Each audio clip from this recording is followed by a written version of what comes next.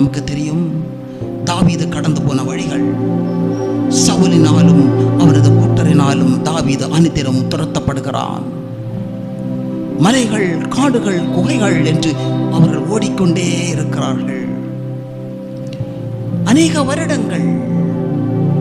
ஆனால் தேவன், அந்த தாவீதின் இருதயத்தை கண்ட தேவன் மறைந்திருந்து தாவீதுக்கு அற்புதமான திட்டத்தை அவர் ஆயத்தம் பண்ணி கொண்டே இருக்கிறார். இப்படி அநேக வருடங்கள் பாடுகள், நிந்தைகள், கஷ்டங்களினுடைய கடந்து போன தாவீதுக்கு 30வது வயதில் நாம் பார்க்கிறோம் இஸ்ரவேலின் ராஜாவாக அரியணையில் ஆண்டவர் அவனை அமர பண்ணுகிறார். இப்பொழுது புரிகிறதா?